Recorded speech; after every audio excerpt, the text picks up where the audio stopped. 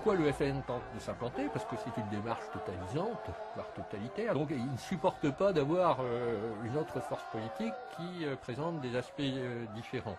Et donc la pression est mise, mais les messaïstes se défendent.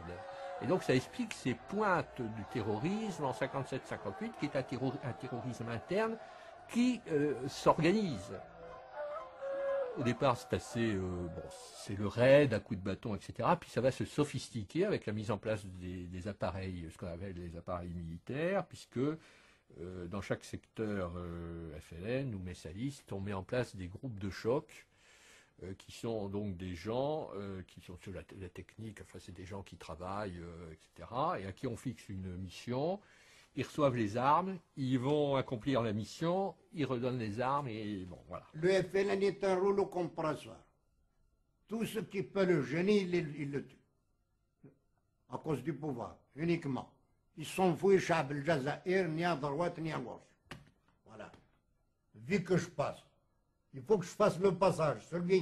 Celui à qui ils croient qu'ils vont les gêner sur le chemin, il est bousillé. Voilà. Donc le MNA s'est retrouvé à cette époque-là, en 1957, avec une coalition mondiale qui comprenait tous les partis communistes, qui comprenait les États tunisiens et marocains, la Ligue arabe, Franco, la CISL, la Maison Blanche, le cartel pétrolier. Dès que le pétrole est sorti, finalement, les Américains ont passé un accord aussi avec le FLN, c'est-à-dire qu'à un certain moment, plus la répression en France, à un moment, il y a eu l'extermination, c'est-à-dire une véritable guerre d'Espagne, qui a liquidé finalement ceux qui étaient les porteurs du mouvement national. Edgar Faure, il les a aidés. Mendes France, il les a aidés. Même Guy Mollet, il les a aidés. Ah, voilà. ولات علينا احنا la répression féroce. يريدوك إلا باش يخفيك tu sors en secret. Mais ils te voient, tu es arrêté.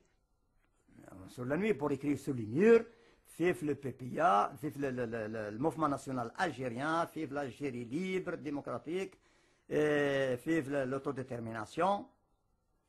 On voit les gens, les militants du FLN qui s'aminent derrière nous, la nuit, avec la police française. Que le fassent l'écriture qu'on en fait mieux, eux écrivent derrière nous, vive les FLN. Moi, je vais te raconter le nettoyage de Roubaix. Le FLN a créé un groupe de mouchards qui balancent, qui travaillent avec la police accompagnés du FLN. Alors, les militants du MNA, les uns après les autres, se sont tous fait arrêter. En 57, ils ont rasé Roubaix complètement avec la police. Je les ai vus distribuer les tracts du comité révolutionnaire d'unité d'action et la police, ils étaient derrière. Qui c'est qui m'a fait garder? Moi, pour rester dans le MNA, c'est ça. Il y avait des ordres ذاك الوقت نتاع Emmanuel Ducaire وين يقولوا لهم باللي il faut les responsables que vous connaissez du MNA والله des militants, celui qui veut venir avec nous, ça va, celui qui veut pas, attends, il faut les égouiller si vous pouvez, si vous ne pouvez pas, vendez-le à la police. Puis il y a eu, en octobre 57, la liquidation physique des dirigeants politiques du MNA, c'est-à-dire ceux qui dirigeaient le syndicat, l'USTA, l'Union des syndicats des travailleurs algériens, qui ont été assassinés. Espèce de semaine sanglante en octobre 57. Deuxième coup terrible, c'est-à-dire que là, c'est l'organisation qui est frappée à la tête, et là, les militants aussi se retrouvent seuls, désorganisés, désorientés.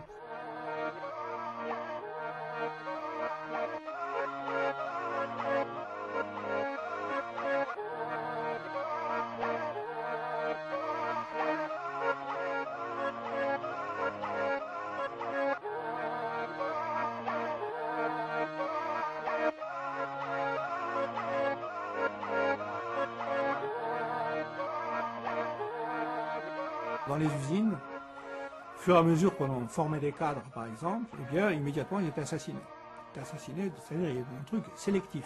C'est-à-dire que dans les conditions de la répression générale, et dans les conditions, en définitive, où le MNA n'a aucun soutien international, disons qu'il y a les médias français qui expliquent FLN, FLN, même quand il y a un attentat, Même quand il y a massacre d'Algériens, c'est toujours les Algériens tués par le MNA. Hein, ou après, on ne parle plus du MNA. C'est-à-dire on dit attentat de terroristes, c'est tout. C'est-à-dire que les sigles n'ont pas été employés. Le premier CRS, tombé avenue Simon Bolivar, dans le 19e arrondissement. Il a été fait par le MNA et c'est le FLN qui a pris là le chapeau. Qui a pris là la gloire. Sinon, qui nous disent qui c'est qui l'a tué. Si ce n'est pas les journalistes. Le FLN a tué un CRS. On a comme ça toute une série de chocs qui se produisent dans l'année 57, qui démoralisent les militants et qui provoquent de la peur, hein, qui engendrent de la peur, de sorte qu'on peut dire pratiquement que c'est au moment à peu près de l'arrivée au pouvoir du général de Gaulle, en mai 58, à l'été 58, que déjà le MNA a commencé à perdre des très grosses positions dans l'immigration en France. Et c'est à partir de ce moment-là que le MNA, enfin de Messali, fonctionne en position défensive, c'est-à-dire qu'il n'est plus en position hégémonique. Les mesures de clémence prises par le gouvernement, en particulier la libération partielle de Messali Hadj, leader du MNA, que l'on voit ici accueilli par sa famille et ses fidèles devant l'hôtel du Parc à Chantilly, constituent un acte d'apaisement dont l'importance ne saurait être sous-estimée.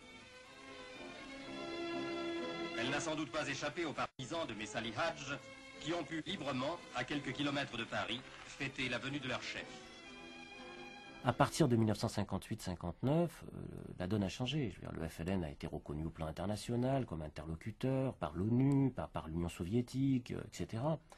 Donc à partir de et par le nationalisme arabe, hein, le baasisme, etc. Bon, donc on a quand même un isolement politique de Messali. Mais en même temps, comme il l'a dit très bien lui-même, il ne veut pas jouer le rôle de diviseur que la puissance française veut lui faire jouer quelque part par rapport au FLN. C'est-à-dire qu'il se refuse à se prêter à ce jeu-là. Nous avons pris acte du droit à l'autodétermination proclamé par le chef de l'État français. Nous nous réjouissons d'autant plus de ce principe de l'autodétermination qu'il a toujours été inscrit en tête de notre programme depuis l'étoile nord-africaine jusqu'au mouvement national algérien sous le mot d'ordre « La parole au peuple ». Quant au MNA, il reste toujours fidèle à son programme. Aussi voit-il dans le gouvernement algérien par les Algériens l'annonce de l'instauration de la République algérienne, ami de la République française. Par conséquent, demain, nous irons, si nous sommes appelés, pour quoi que ce soit pour une table de la conférence, une table ronde pour la conférence, ou bien alors pour des discussions, ou bien pour la campagne électorale, eh bien évidemment, nous lutterons pour faire triompher nos idées.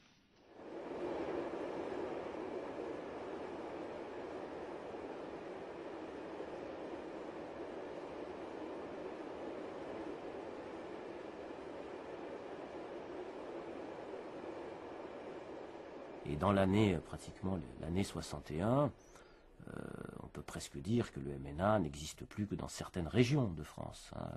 On va retrouver surtout des militants messalistes dans le nord de la France, qui là, cette dernier bastion, dans ces années 61-62, ceux-là resteront fidèles, disons, à l'engagement, à l'histoire de Messali jusqu'au bout, hein, et refuseront de rejoindre le FLN, parce que l'analyse qu'ils font du FLN, c'est celle d'une organisation voulant instaurer un système de parti unique, un système autoritaire. Donc ils sont pour le pluralisme politique, donc à partir de là c'est fini.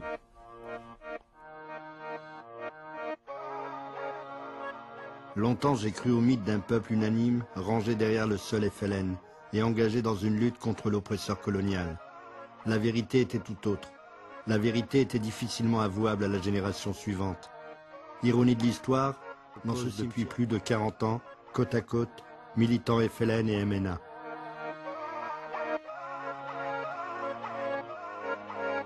Tour à tour, Belkacem Krim et la délégation FLN, Louis